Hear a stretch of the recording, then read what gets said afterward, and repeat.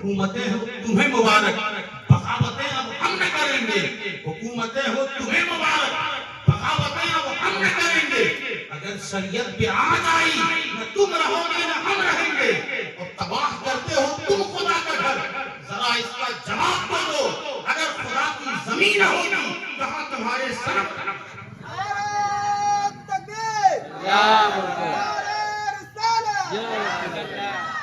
اسی لیے اپنے کو اپنے کیا غیر بھی کہتا یہ ہے، آپ موبائل اپنے ہاتھوں میں رکھتے رہیں، گوگل سے خود پوچھیں کہ دنیا کا سب سے اچھا اور سچا انسان کون ہے، تو کہے گا محمد ابن عبداللہ، جو کہ خود یہودی ہے، عیسائی ہے، چاہتا تو حضرت عیسیٰ کا نام لکھ سکتا تھا، چاہتا تو اس میں موسیٰ علیہ السلام کا نام لکھ سکتا تھا، لیکن سب کو پتا ہے کہ پوری دنیا کے زمین و آسمان کے اور پوری کائنات کی جان محمد رسول اللہ ہے، جب تک محمد رسول اللہ کو اپنے دل سے نہیں مانو گے، اس دل کو مدینہ نہیں بناؤ گے، نہ تمہاری نماز ہو سکتی ہے، نہ تمہارے روزے ہو سکتے ہیں، کیونکہ عبادت تو خدا کی ہوتی ہے، اس میں ادا پیارے مصطفیٰ کی۔ حضرات محترم، قرآن کہتا ہے وَلِلَّهِ الْمَثَلُ الْأَعْلَىٰ، اللہ کی شان بلند ہے، کس کی شان بلند ہے؟ اللہ کی شان بلند ہے، خدا کی شان بہت بلند ہے۔ حضرت جبرائیل سے مصطفیٰ جان نے پوچھا تھا، اے جبرائیل اگر کوئی بندہ کہتا ہے سجدے میں سبحان ربی الاعلیٰ تو اللہ کیا کہتا ہے؟ حضرت جبرائیل نے کہا یا رسول اللہ جب کوئی بندہ کہتا ہے سجدے میں سبحان ربی الاعلیٰ تو اللہ خوش ہو جاتا ہے، اللہ خوش ہو جاتا ہے، اور فرشتوں سے کہتا کیا ہے؟ دیکھو فرشتوں، بندہ نے مجھے دیکھا نہیں پھر بھی جھکا ہے تو میری بارگاہ میں جھکا ہے، سجدہ کر رہا ہے تو میری بارگاہ میں کہہ رہا ہے، کہتا ہے سبحان ربی الاعلیٰ، پاک ہے وہ ذات جو سب سے بلند ہے، سب سے اعلیٰ ہے، اللہ فرماتا ہے اے فرشتوں گواہ ہو جاؤ، جب بندہ کہتا ہے سبحان ربی الاعلیٰ تو میں اس کے گناہوں کو بخش دیتا ہوں اور جنت کا حقدار بنا دیتا ہوں۔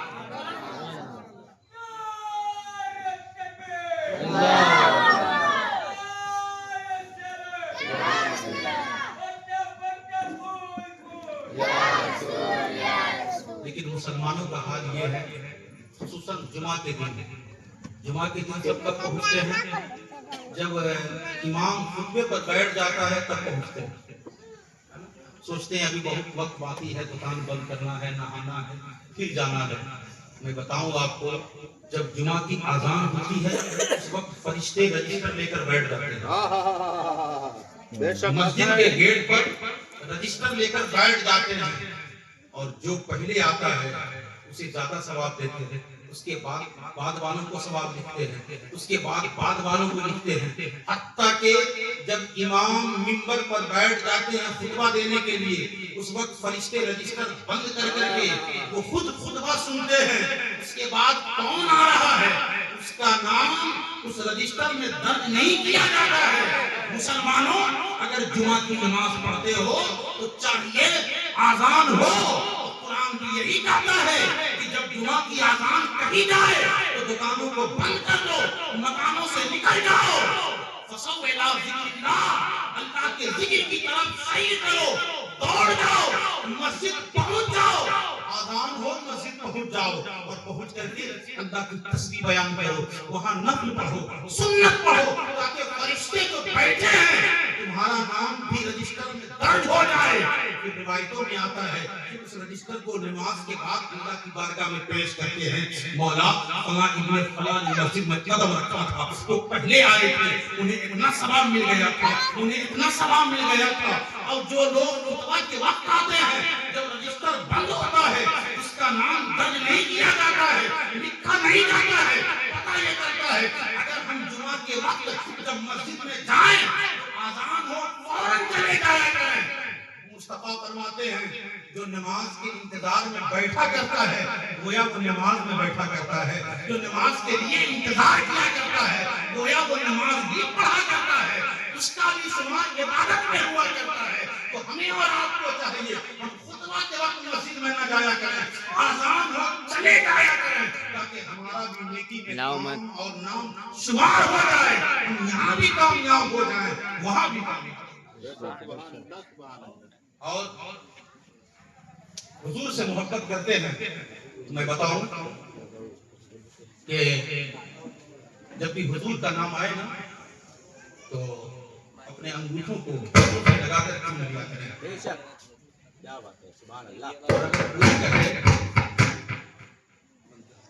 اگر کوئی کہے کس کے نام کو چومتے ہو تو محبت سے کہیں میں اس کے نام کو چومتا ہوں جسے محمد رسول اللہ کہتے ہیں، اس کے نام کو چومتا ہوں۔ اور اس کے نام کو کیوں نہ چوموں، وہ تو روح کائنات ہے، وہ جانے کائنات ہے۔ اگر ان کے نام کو نہ چوما جائے تو کس کے نام کو چوما جائے؟ ان کے نام پر ہی تو اللہ شفاعت عطا فرمائے گا، اللہ جنت عطا فرمائے گا، اللہ گناہوں کو بخش دے گا۔ یار اگر کوئی نانا ہے اور نواسا دوڑ کر کے آ جائے تو اٹھا کر محبت سے بوسہ دینے لگتا ہے، چومنے لگتا ہے۔ دادا موجود ہے، پوتا دوڑ کر کے آ رہا ہے تو محبت سے چومنے لگتا ہے، بوسہ دینے لگتا ہے۔ پوچھا جاتا ہے آپ کیوں چوم رہے ہو؟ تو کہا یہ میرا نواسا ہے، میں اس سے بے حد محبت کرتا ہوں۔ دادا سے کہا جاتا ہے آپ کیوں چوم رہے ہو؟ تو کہتے کیا ہے یہ میرا اکلوتا پوتا ہے، میں اس سے پیار کرتا ہوں، اس سے محبت سے چوم رہا ہوں، یہ میرا عزیز ہے۔ یار اگر کوئی محبت سے اپنے نواسے کو چوم رہا ہو، اپنے پوتوں کو چوم رہا ہو تو یہ دنیا کا دستور ہے، یہ پیار کرنے کا دستور ہے، محبت کرنے کا طریقہ ہے، یہ دنیا ہمیں سبق دے رہا ہے۔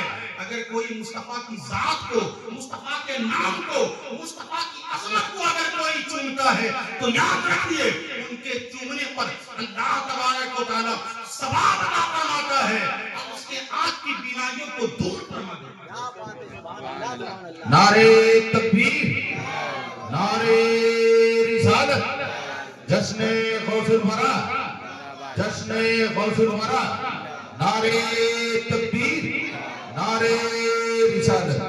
اور یہ طریقہ آج کا نہیں ہے۔ حضرت بلال جب اذان دیتے تھے تو جب آتے تھے اشہد ان محمد رسول اللہ پر تو حضرت صدیق کہتے تھے قرۃ بعینک یا رسول اللہ، اے اللہ کے نبی آپ ہماری آنکھوں کے ٹھنڈک ہیں۔ تو صحابہ کہتے یا رسول اللہ جب بلال آذان میں آپ کا نام لیتے ہیں تو صدیق آپ کے دوست اپنے انگوٹھوں کو لبوں سے لگا کر چوم لیتے ہیں۔ تو سرکار نے کہا جو میرے صدیق کے طریقے پر چلے گا، یعنی میرے صدیق جس طرح چومتے ہیں اگر کوئی اس طرح چومے گا تو کبھی آنکھوں کی بینائی جائے گی نہیں، کبھی اندھا ہوگا نہیں، بلکہ روشنی تیز ہو جائے گی۔ پوچھا گیا کس وجہ سے تیز ہوگی؟ کہا جس نام کو آنکھوں سے لگایا جاتا ہے اس کی بینائی دور ہو جاتی ہے کیا بلکہ واپس آ جایا کرتی ہے، روشنی اور بڑھ جایا کرتی ہے۔ اگر وہ نابینا ہوتا ہے تو وہ عطیہ ہو جایا کرتا ہے، اگر وہ اندھا ہوتا ہے تو آنکھ والا ہو جایا کرتا ہے، کیونکہ اس کے نام سے اللہ برکتیں عطا فرماتا ہے، رحمتیں عطا فرماتا ہے، روشنی عطا فرماتا ہے، ہدایت عطا فرماتا ہے۔ جو نبی کے نام کو چوما کرتا ہے اللہ تبارک و تعالیٰ اسے یہاں بھی سلامت عطا فرماتا ہے، وہاں بھی۔ اور میں حدیث کے مفہوم کو پیش کروں، حدیث کا حوالہ دوں، بعد میں کوئی یہ نہ کہے کہاں لکھا ہے۔ آج کل تو یہی ہے سوشل میڈیا کا زمانہ ہے، تو کہتے کہاں لکھا ہے، ہر چیز دکھایا نہیں جاتا ہے۔ ایک ہے قول اور دوسرا ہے فعل۔ ایک کیا ہے قول اور دوسرا کیا ہے فعل۔ قول کہتے ہیں حضور کی بات کو، حضور کی بات کو کیا بولتے ہیں قول، اسی کو حدیث بولتے ہیں۔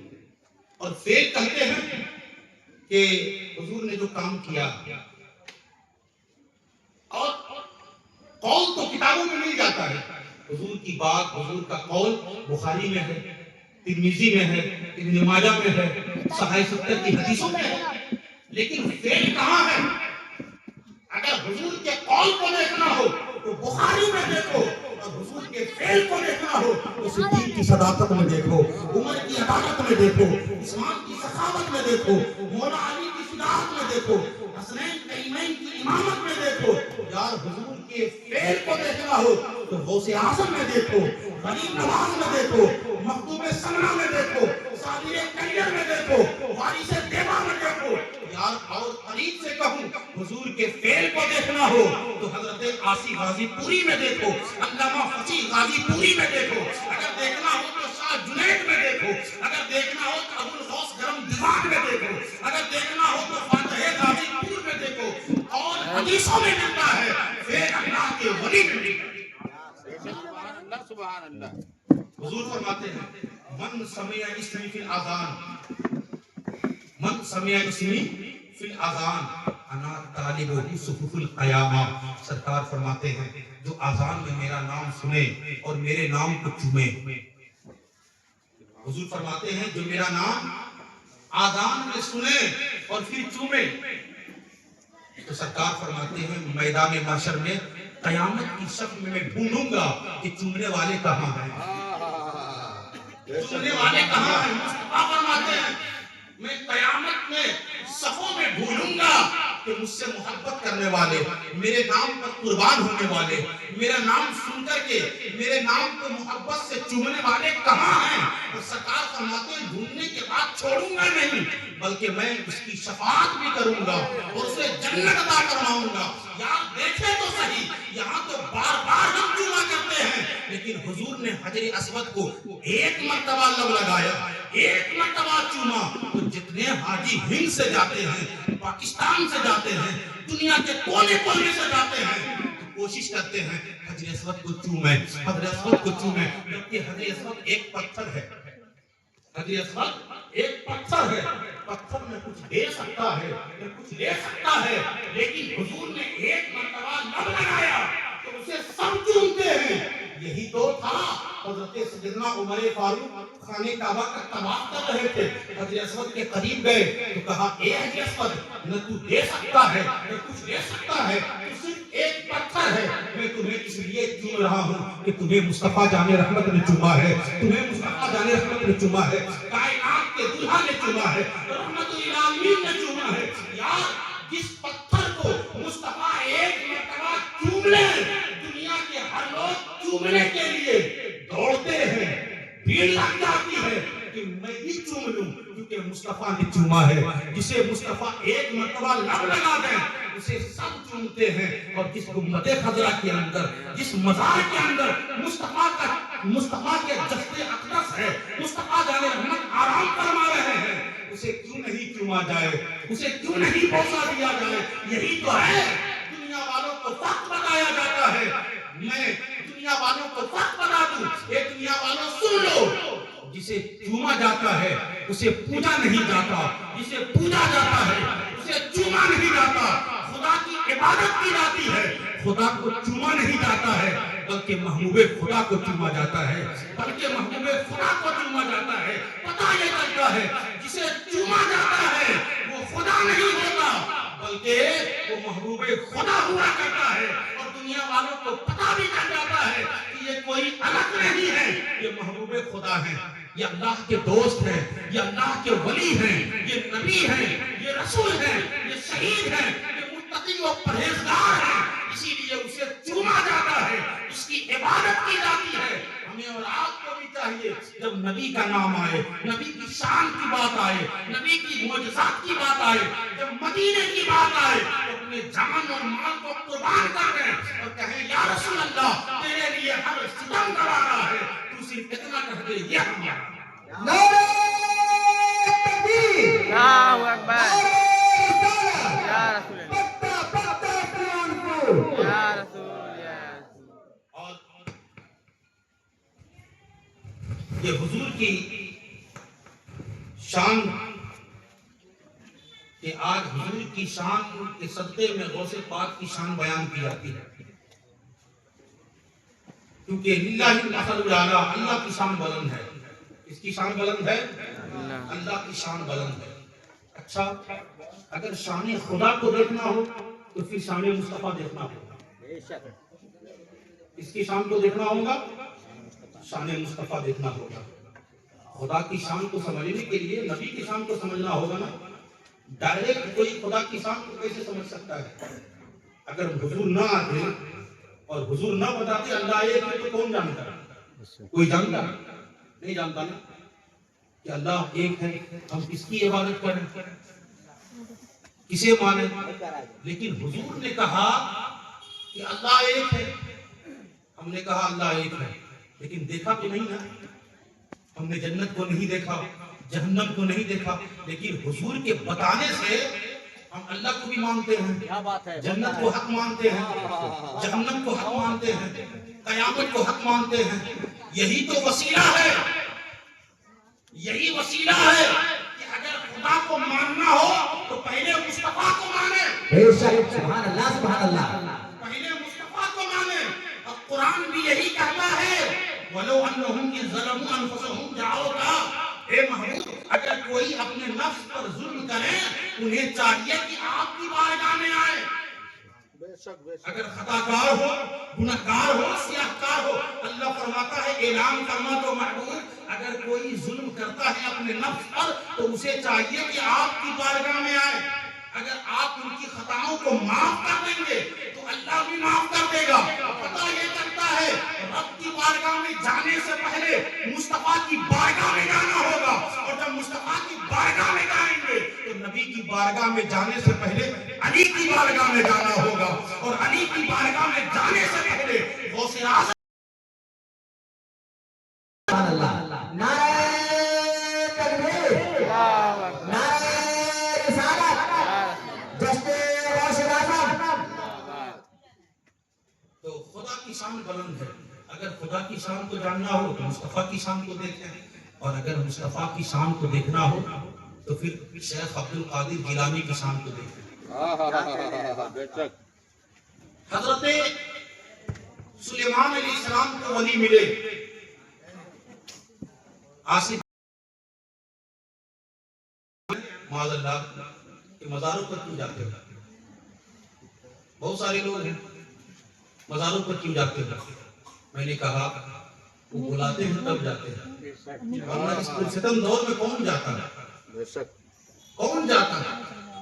اچھا اگر جانا ہی منع تھا تو ہم سے پہلے 786 سال سے بھی پہلے سرکار غریب نواز سے بڑا عالم کون ہوگا؟ بے شک سبحان اللہ سبحان اللہ۔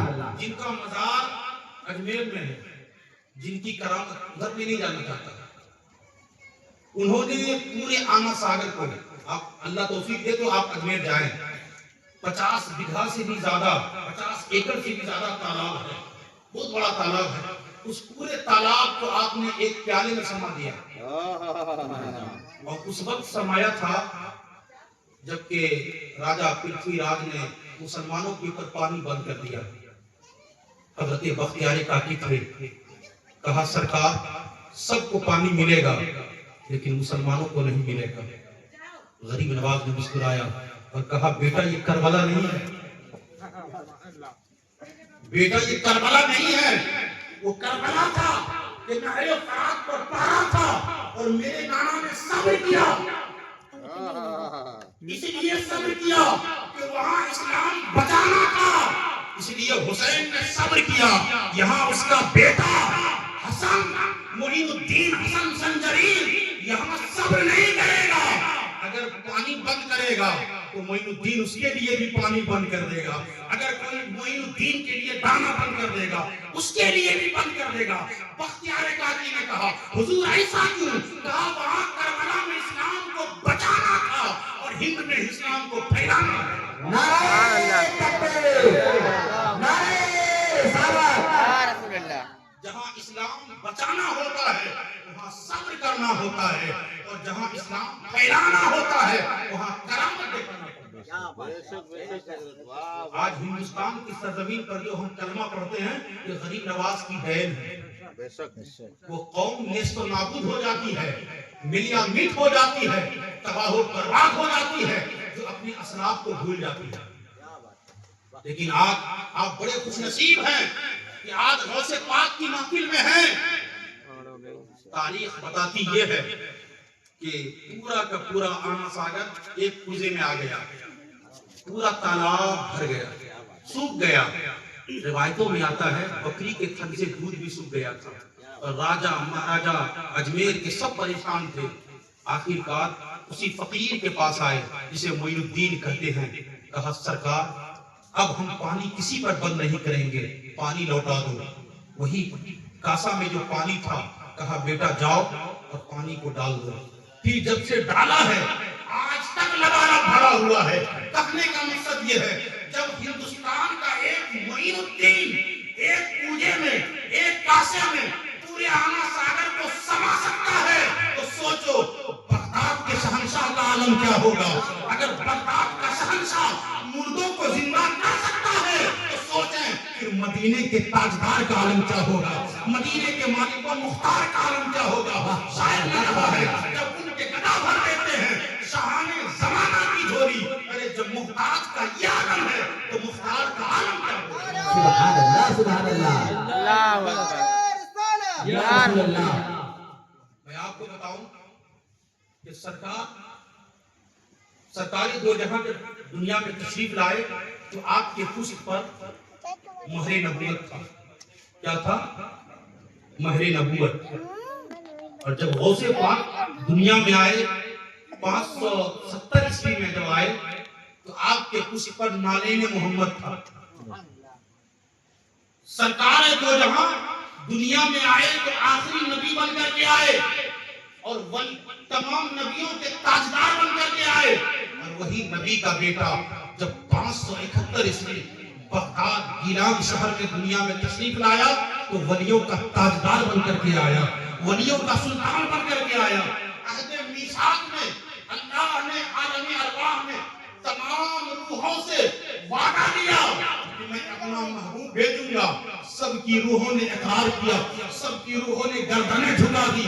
لیکن جب بغداد کے منبر پر غوث اعظم نے اعلان کیا میرا قدم تمام اولیاء اللہ کے گردن پر ہے تو جہاں تک آواز پہنچی اگر اللہ کے ولی کی روح عالم ارواح میں تھی بغداد سے ہند میں ہو یا سندھ میں ہو جس جگہ تھے خود حضرت غنی نواز ملک اصفہان میں اصفہان کی چوٹی پر اللہ کی عبادت کر رہے تھے. جب آپ تک یہ آواز پہنچی تو آپ نے اپنے سر کو جھکایا اور کہا بل ہوا راس ہی وہ چشمے ہی. اے غوث اعظم آپ کا قدم میرے کاندھے پر نہیں بلکہ آنکھ پر بھی ہے, سر پر بھی ہے. آواز آئی میرا بیٹا معین الدین سبقت لے گیا اور جو سب سے پہلے سبقت لے گیا معین الدین نے کہا عبد القادر اے غوث اعظم آپ کا قدم میرے گردن پر ہی نہیں بلکہ آنکھوں پر بھی ہے, سر پر بھی ہے. جب اتنی بڑی تعظیم کی عبد القادر کی تو عبد القادر نے آپ کو چھوڑا نہیں بلکہ کہا جو میری تعظیم جتنا زیادہ کرتا ہے اس کے مقام کو بڑھا دیا کرتے ہیں, مرتبے کو بڑھا دیا کرتے ہیں. جس طرح شیخ عبد القادر جیلانی تمام ولیوں کے تاجدار ہیں, ہندوستان میں غریب نواز کو تمام ولیوں کا تاجدار بنا دیا, ہند الولی بنا دیا, سلطان الاولیاء بنا دیا. ہندوستان کی سرزمین پر حضرت معین الدین حسن کو تمام ولیوں کا تاجدار بنا دیا. یہ کس نے بنایا؟ یہ غوث اعظم نے بنایا ہے, معین الدین نے بنایا ہے. آج ہم اور آپ سرکار غوث پاک کی محفل میں بیٹھے ہیں, میلاد میں بیٹھے ہیں, ان کے تذکرے کر رہے ہیں. ہمیں کیا فائدہ ملتا ہے؟ سن لیں سرکار غوث پاک فرماتے ہیں اگر کوئی میرا نام مشرق میں لیتا ہو اور میں مغرب میں رہوں, اگر کوئی میرا نام مشرق میں لے رہا ہو اور میں مغرب میں رہوں, اگر کوئی مجھے پکارے تو عبد القادر اس کی مدد کرے گا. اور فرماتے کیا ہیں لوگوں میں پوری دنیا کو ایسے دیکھتا ہوں جیسے کوئی اپنی ہتھیلی دیکھتا ہے. غوث پاک فرماتے ہیں اور فرماتے کیا ہے میں نے جنت کی دروگا حضرت مالک سے پوچھا اے مالک بتا کیا کوئی میرا چاہنے والا بھی جہنم میں ہے؟ تو غوث اعظم سے کہتے کیا ہے حضرت مالک آپ کا چاہنے والا ایک بھی جہنم میں نہیں ہے کیونکہ اللہ نے آپ کر لیا ہے. اے شیخ عبد القادر جتنے تمہارے ہوں گے اتنے ہمارے ہوں گے, جتنے کو تو چاہے گا اتنے کو میں بھی چاہوں گا. آپ فرمایا کرتے ہیں میں نے اللہ سے وعدہ لیا ہے کہ میرا چاہنے والا جب تک توبہ نہیں کرے گا اس وقت تک مر نہیں کرے گا. سبحان اللہ. حضرات محترم کتنا بلند ہے غوث پاک کا مرتبہ, کتنی شان بلند ہے سرکار غوث پاک کی. آپ اور ہم خوش نصیب ہیں. روایتوں میں آتا ہے جس جگہ شیخ عبد القادر جیلانی کا نام لیا جاتا ہے وہاں شیاطین نہیں آیا کرتے، وہاں شیاطین نہیں آیا کرتے ہیں۔ اسی لیے ہمیں اور آپ کو چاہیے کہ ہم ہر جگہ غوث پاک کو یاد کیا کریں، ان کے محفل منایا کریں، ان کے نام کا تذکرہ کیا کریں، کیونکہ ان کا نام وظیفہ ہے، مصیبتوں میں کام آتا ہے، ڈوبی ہوئی کشتی پار لگا دیتا ہے۔ اگر کشتی بھنور میں پڑ جاتی ہو اور غوث پاک کو لوگ پکارتے ہیں تو کشتیاں کنارے لگایا کرتی ہے، یار یہ غوث اعظم ہے۔ اگر کوئی غوث اعظم کو پکارتا ہے تو غوث اعظم اس کی مدد کیا کرتے ہیں۔ جب غوث اعظم کا یہ عالم ہے تو پھر محمد الرسول اللہ کا عالم ہے۔ سبحان اللہ۔